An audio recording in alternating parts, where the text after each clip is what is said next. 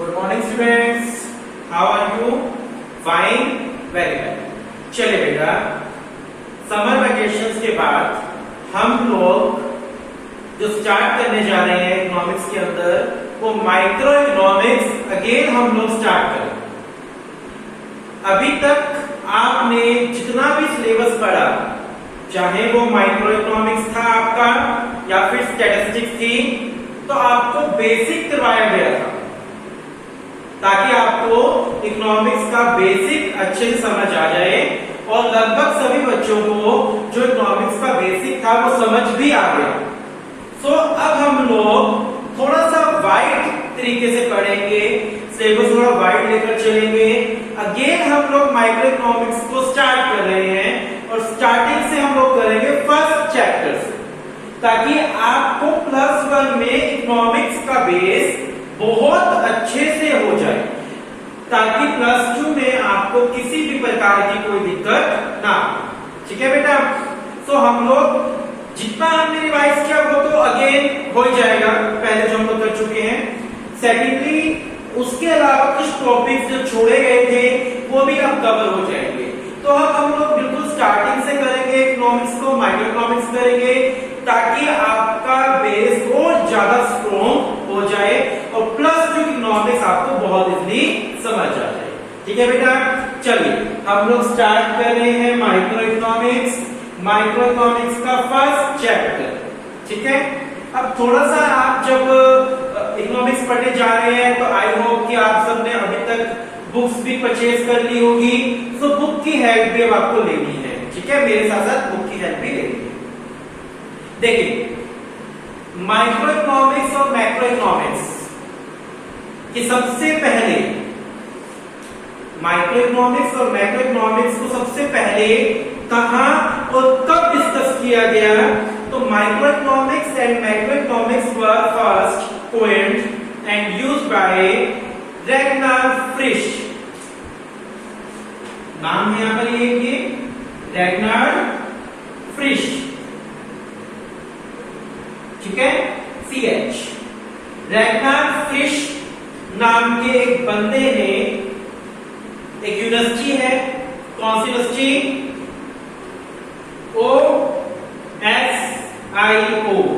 ओसोए university इन 1933 में सबसे पहले माइक्रो, ये चीज जो मैं आपको बता रहा हूं शायद ही किसी स्कूल में बताई जाती है, शायद ही। ठीक है? प्रोबेबली किसी स्कूल में बताई जाती है कि सबसे पहले कहां डिस्कस हुआ। नॉर्मली मैंने भी आपको सबसे पहले फर्स्ट ये बताया था, who is the father of micro economics, who is the father of economics. लेकिन कुछ ऐसी चीजें मैं अब आपको बताने जा रहा हूं जो रियली ही किसी स्कूल में बताई जाती है। तो माइक्रो इकोनॉमिक्स और मैक्रो इकोनॉमिक्स को सबसे पहले रैगनार फ्रिश नाम के बंदे ने ओसोए यूनिवर्सिटी के अंदर, जो नॉर्वे में है, ओसोए यूनिवर्सिटी में इसको डिस्कस किया था 1933 के अंदर। कहां डिस्कस किया था? ओसोए यूनिवर्सिटी में रैगनार फ्रिश ने 1933 में माइक्रो एंड मैक्रो इकोनॉमिक्स को डिस्कस किया। Got it? चलिए, माइक्रो इकोनॉमिक्स में सबसे इंपॉर्टेंट जो 3 टर्म्स होती है वो क्या क्या है? फर्स्ट टर्म है स्कार्सिटी। माइक्रो इकोनॉमिक्स में सबसे पहले जो टर्म यूज होती है वो है स्कार्सिटी। स्कार्सिटी का मतलब होता है लैक ऑफ अवेलेबिलिटीज, कमी होना, चीजों की कमी होना। It refers to a situation when resources are not enough to satisfy all the wants of people।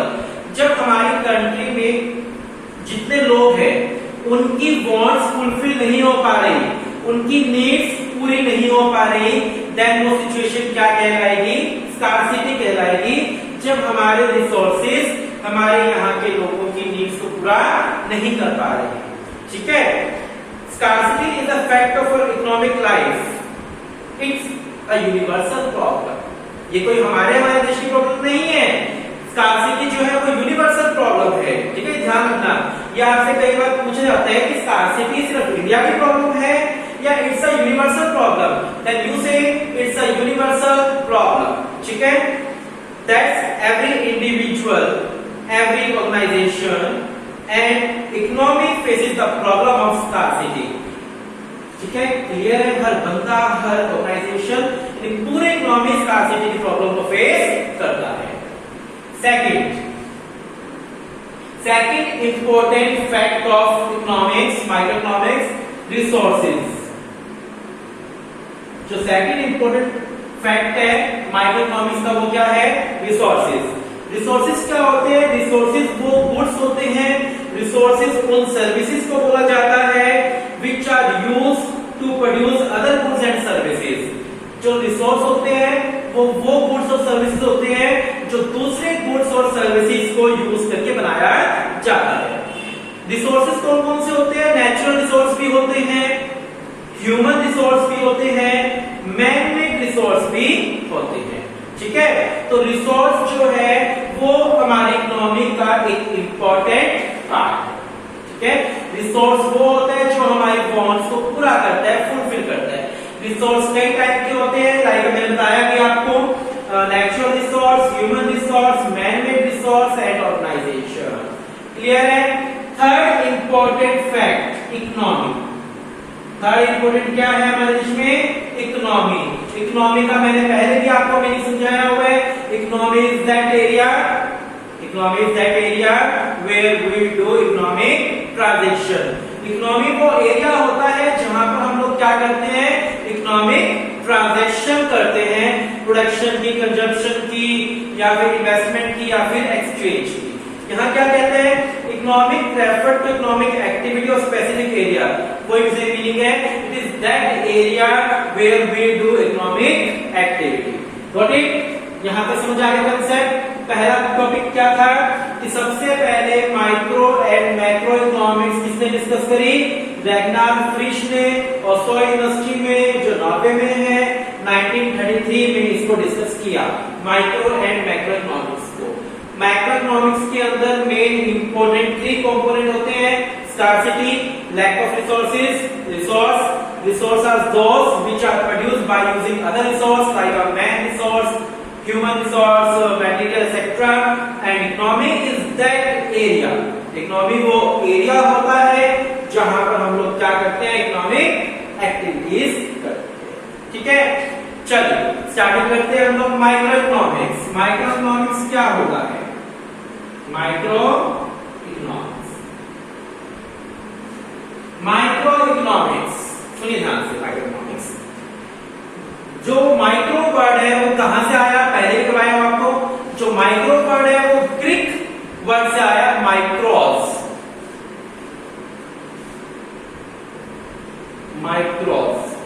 माइक्रोस का मीनिंग होता है स्मॉल। इसका क्या मीनिंग होता है? स्मॉल। ठीक है, तो micro economics deal with the small. Micro economics deal with the small. देखिए, the word micro has been derived from the Greek word micros, which means small. In this context, microeconomics deal with small part of economy. So microeconomics किससे deal करता है? हमारी economy के small part से deal करता है। किससे deal करता है बेटा?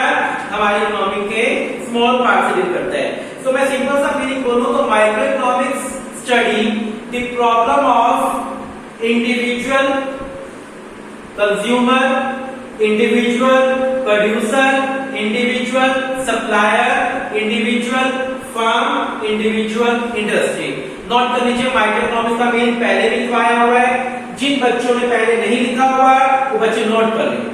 Micro economics is that economics which study, micro economics is that economics which study the problem of individual consumer, individual producer, supplier, industry and firm. यहाँ सबके लिए इंडिविजुअल वर्ड है। ठीक है, ये एक इंडिविजुअल कस्टमर को स्टडी करती है माइक्रो इकोनॉमिक्स, इंडिविजुअल प्रोड्यूसर को स्टडी करती है, इंडिविजुअल फर्म को स्टडी करती है, इंडिविजुअल इंडस्ट्री को स्टडी करती है माइक्रो इकोनॉमिक्स। ठीक है, बात आ गई समझ? चलिए, माइक्रो इकोनॉमिक्स की कैरेक्टरिस्टिक्स, यहां बात हो रही है माइक्रो इकोनॉमिक्स के कैरेक्टरिस्टिक्स की। 3 कैरेक्टरिस्टिक्स ऑफ माइक्रो इकोनॉमिक्स।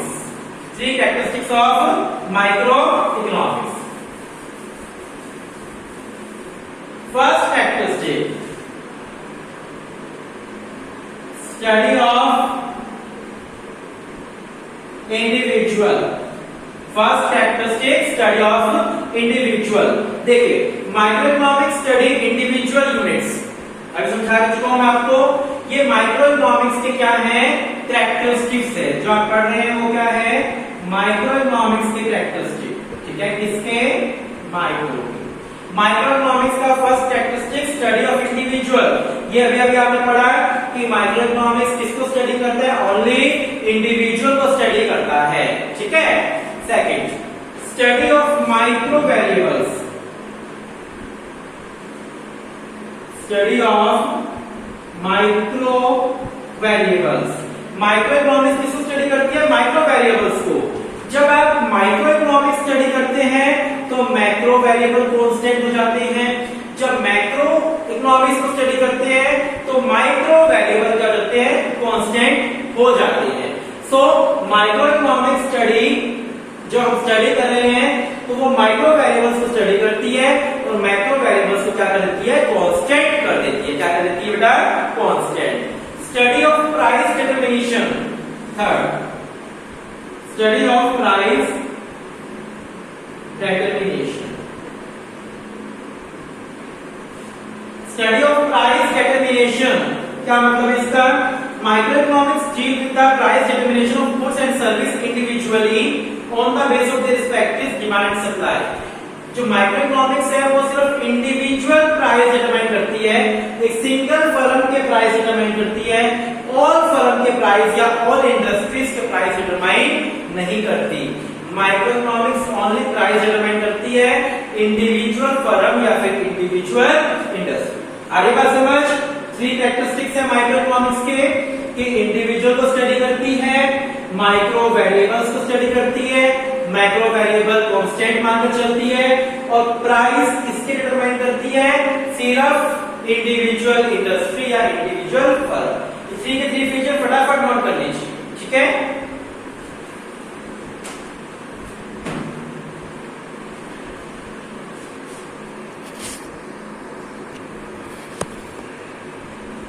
चलिए देखिए बेटा आगे, अभी हम पढ़ रहे थे माइक्रो इकोनॉमिक्स की कैरेक्टरिस्टिक्स, फीचर्स। माइक्रो इकोनॉमिक्स को प्राइस थ्योरी भी बोलते हैं, इंपॉर्टेंट पॉइंट। या आपसे किसी भी इंटरव्यू के अंदर पूछा जा सकता है या प्रैक्टिकल एग्जाम के अंदर कि माइक्रो इकोनॉमिक्स को क्या बोलते हैं, तो माइक्रो इकोनॉमिक्स को प्राइस थ्योरी के नाम से भी जाना जाता है। किस नाम से, प्राइस थ्योरी के नाम से जाना जाता है, ठीक है। चलिए हमारा नेक्स्ट टॉपिक है मैक्रो इकोनॉमिक्स,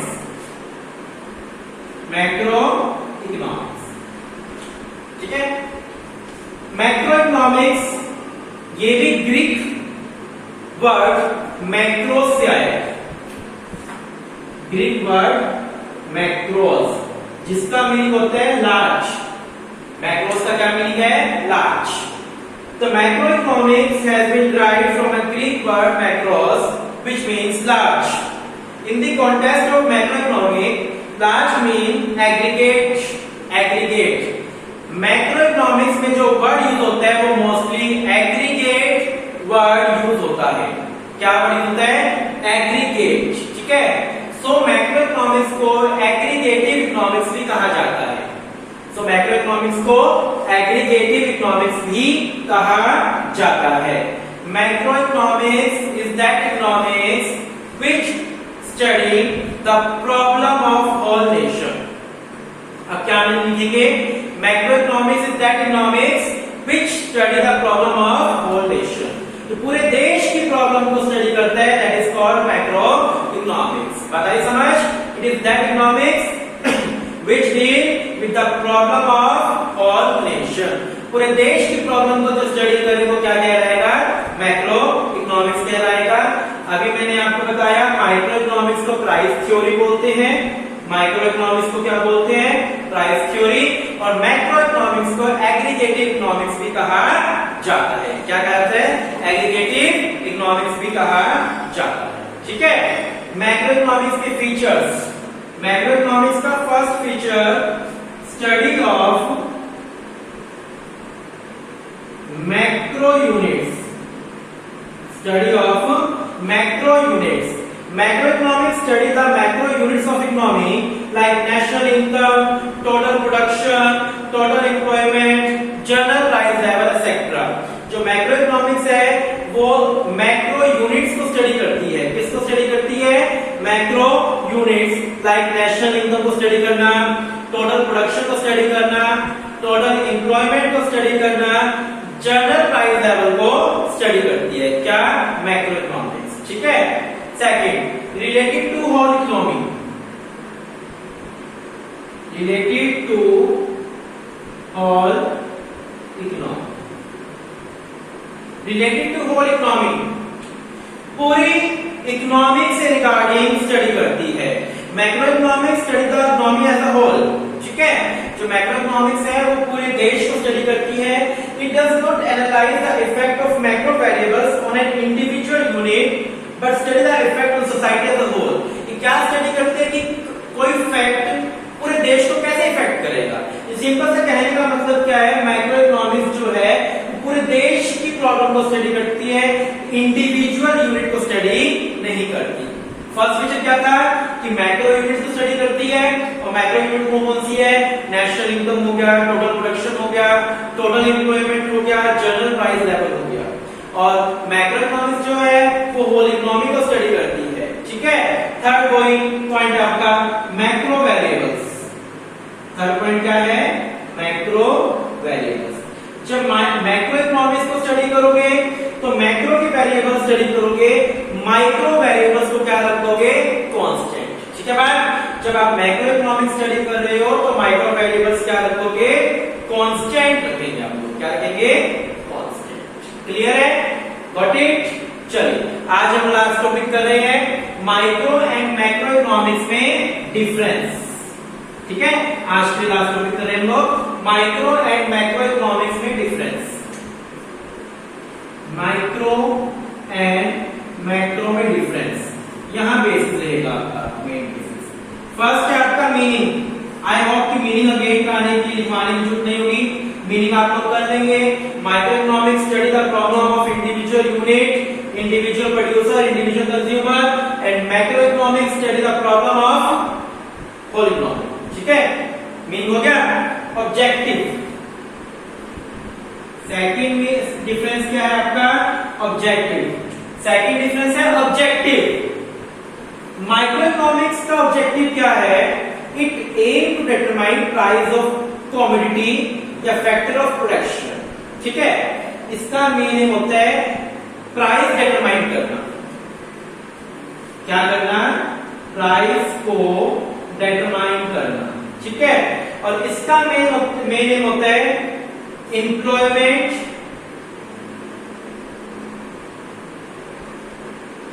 एंड एग्रीगेट। इसका एम होता है प्राइस डिटरमाइन करना। माइक्रो इकोनॉमिक्स का मेन एम क्या है? प्राइस को डिटरमाइन करना। किसके? गुड्स और सर्विसेज के। और इसका मेन एम होता है एम्प्लॉयमेंट और एग्रीगेट को स्टडी करना। एम्प्लॉयमेंट एंड एग्रीगेट को क्या करना? स्टडी करना। ठीक है। माइक्रो इकोनॉमिक्स का एम क्या है? प्राइस डिटरमाइन करना। और मैक्रो इकोनॉमिक्स का ऑब्जेक्टिव क्या होता है? एम्प्लॉयमेंट और एग्रीगेट को स्टडी करना। Third difference assumption। Third difference क्या है? assumption। जब आप माइक्रो को स्टडी कर रहे हो तो किसको कांस्टेंट रख रहे हो? मैक्रो। ठीक है। assumption यही है। When studying microeconomics, it is assumed that macro variable constant. When we study microeconomics, it is assumed that macro variable constant. When we study macroeconomics, it is assumed that micro variable constant. ठीक है। जब micro को study कर रहे हैं तो macro variable constant कर देंगे। मैक्रो को स्टडी कर रहे हैं तो ये कांस्टेंट। फोर्थ है name, alternative name. Alternative name. इसका अल्टरनेटिव नेम क्या था? Price theory. और इसका अल्टरनेटिव नेम क्या था? Aggregative theory. ठीक है। इसका नेम क्या है? Price theory. और इसका नेम क्या है आपका? Aggregative theory. फोर डिफरेंस है यहाँ पर। आपने को फोर डिफरेंस अच्छे से करने हैं। पहला डिफरेंस क्या है? मीनिंग का है। मीनिंग आपने कर लिया। सेकंड डिफरेंस ऑब्जेक्टिव है। तो तो माइक्रो का मेन ऑब्जेक्टिव क्या है? प्राइस डिटरमाइन करना, और मैक्रो का मेन ऑब्जेक्टिव क्या होता है? एम्प्लॉयमेंट डिटरमाइन करना एंड एग्रीगेट डिटरमाइन करना। असम्पशन, जब माइक्रो का स्टडी कर रहे हो तो किसको अज्यूम कर रहे हो? Macro variable constant. जब मैक्रो का स्टडी कर रहे हो तो क्या अज्यूम कर रहे हो? Micro variable constant. Alternative name, micro का अल्टरनेटिव नेम क्या है? प्राइस थ्योरी, और मैक्रो का अल्टरनेटिव नेम क्या है? Aggregative theory. So I hope कि आपको आज का टॉपिक बहुत अच्छे समझ आ गया होगा। अच्छे सुनना है, अच्छे से पढ़ना है तो बिल्कुल क्लियर हो जाएगा आप लोगों को। Thank you.